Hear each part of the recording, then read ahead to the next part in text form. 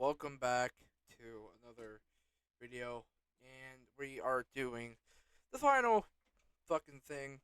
Halloween ends 1 year later. Uh, what fucking still think about this movie?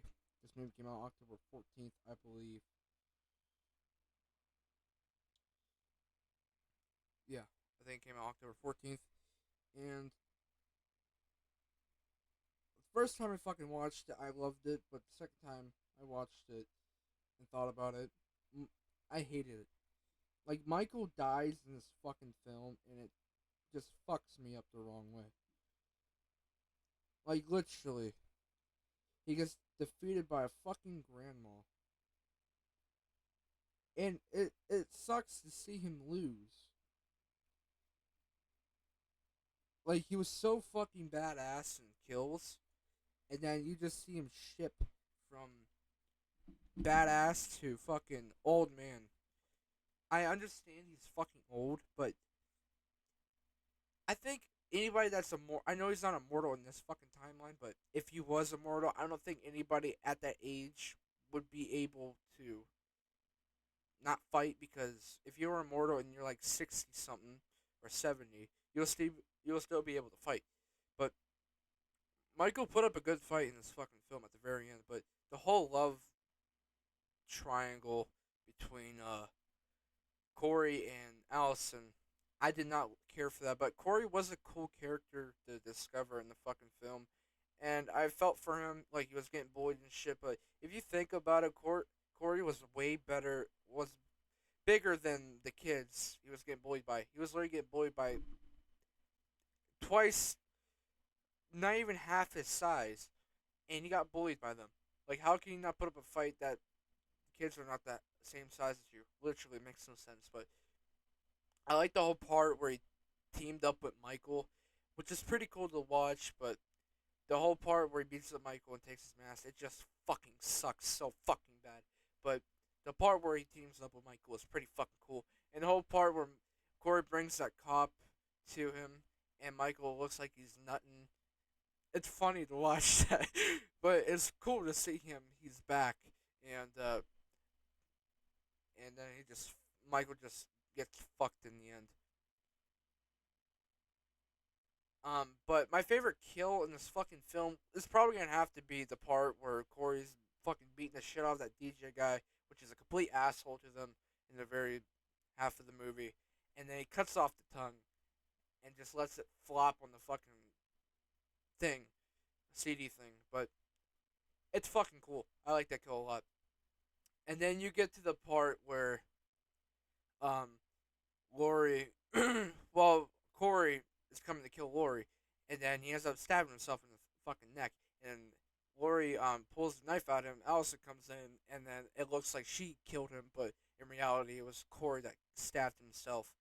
And yeah, then you get the whole part where Corey's still alive. Michael's trying to get his fucking mask, and then he try to get his knife, and Corey's putting up a fight against him. Then Michael snaps his neck, and then Michael goes into the kitchen looking for Lori, and he doesn't know where she is, but until she stops the thing, Michael turns, and then she's in the realizes she's in the fucking closet, and then Lori comes out hitting him and shit, and Michael bashes her fucking head onto the glass thing, and then stomps on her fucking neck, which I liked a lot. She deserved to fucking die. I don't give a fuck. Um, and then you get the whole part where where Michael throws Lori. Uh, well, the whole part where she tries putting her hand into the fucking garbage disposal, and then when she got cut, Michael throws her across the damn table, walks around. Lori grabs one of the knitting needles that she used from, well, it's kind of like a throwback to 1978 where she stabbed him in the neck, but she ends up not stabbing him in the neck, but Michael ends up digging it deeper into like the side of her fucking face. I don't know if it's her ear though, but he should have dug it deeper, like put his fucking boot on it, but he couldn't because she was messing with his mask, and then that caused him to lose fucking um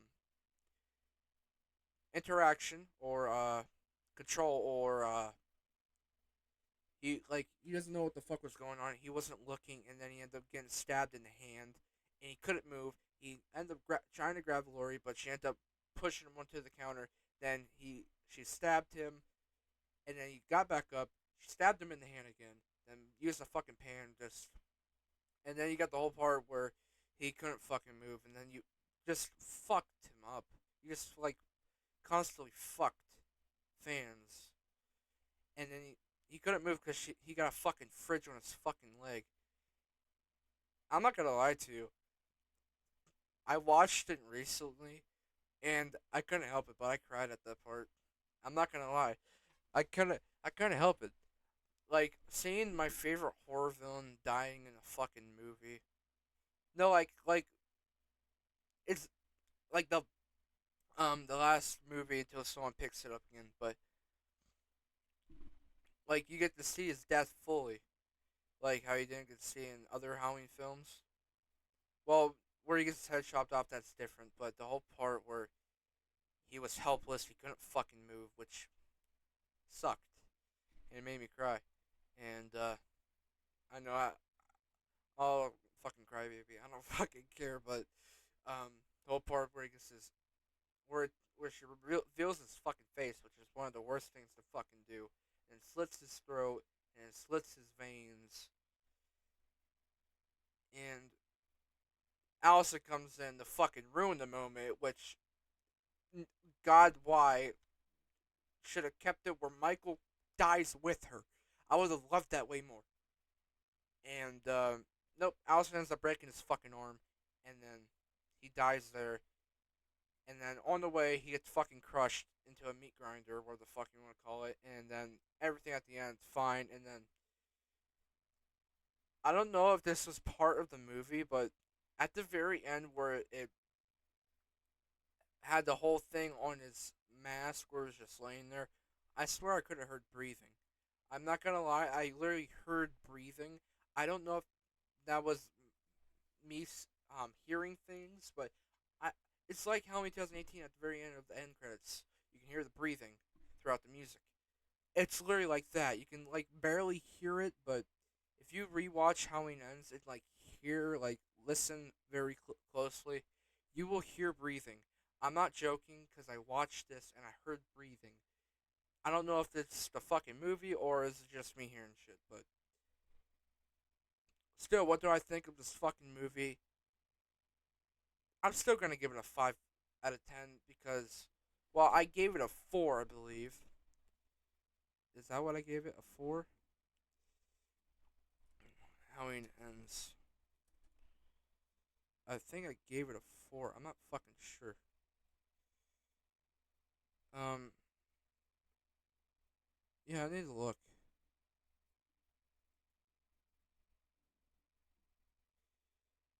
Uh,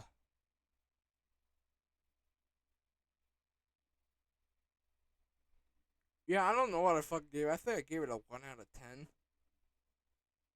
But that's not true.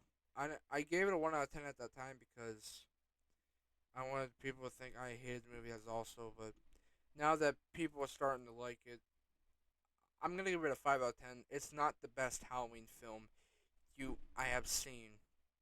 Well, the reason why I hate it so much, number one, Michael gets beat up and he gets treated like a fucking dog and an old man. And at the end, he thought he could end this all by killing Lori, and he could move on and live. But nope, Lori killed him, and it fucking hurt me. Anyway, but a lot of people might fucking like this movie because Lori kicked ass and Lori's their favorite character, which I don't give a fuck. In my opinion, I don't like Lori. In your opinion, you might like Lori. In my opinion, I love Michael Myers, and a lot of people might not like Michael Myers. And I there's some people that talk about how just end the fucking franchise already. No, if you want them to end the franchise, then stop watching the films. But if you don't want to see no more Halloween films, then stop watching them. But this is how they make money. They put out they make Halloween films for fans that will love it because of Michael Myers and shit, and they want them to see him kill and shit. It's a good story. A lot of people are more Michael Myers fans than fucking Laurie Strode. I think anybody out there who is a Michael Myers fan would do anything for Michael. I can guarantee that. I think anybody would bleed for Michael. That's how I feel. I would bleed for him.